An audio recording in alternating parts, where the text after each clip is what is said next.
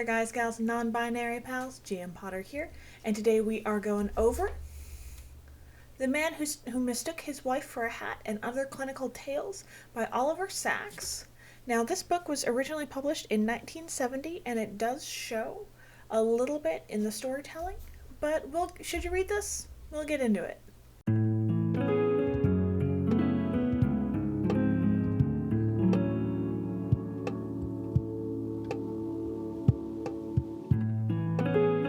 So, this book is a series of vignettes about different neurological patient files, I guess, without breaking HIPAA.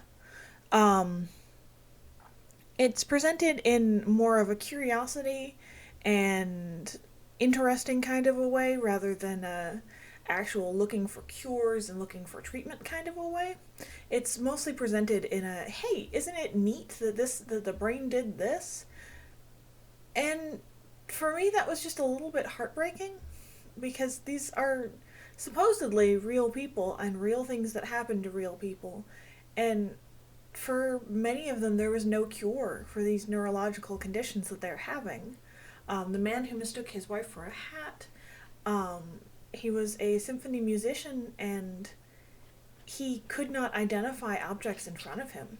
Like, he could see them, but he couldn't tell what he was looking at. His brain couldn't process the information.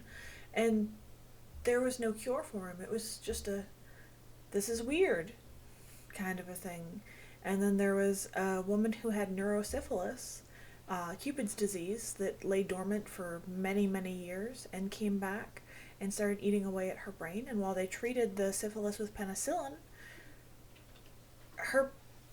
she had brain damage and was silly and giddy the rest of her life. And while she was okay with that, she was okay with the personality change, what if she wasn't? Like, there's no cure for the brain damage that took place. Hold on, I need to let my cat into the room. Okay.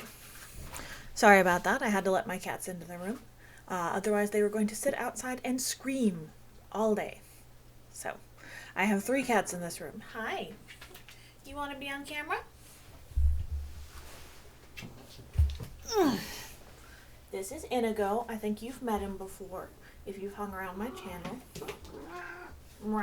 Don't chase after him. We don't need a fight.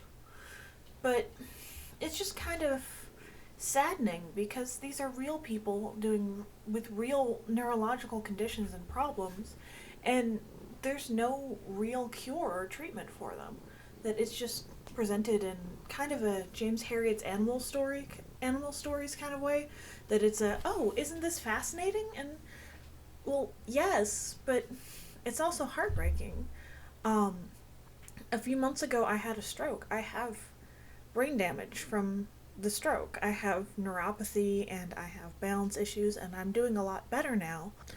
I don't know, I would hate to be a case study in someone's book for the point of being, well, isn't it neat? Like, it's not neat to me. It's kind of awful for me, actually. So, I don't know. Should you read this? It's fascinating, but you've kind of got to take it almost as a work of fiction, because otherwise it's just kind of heartbreaking and kind of sad. I almost didn't finish it.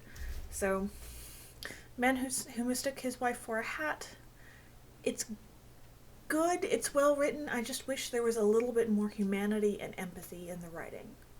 So, I will not be reading this one again, but it's not bad. So, I'm not sure.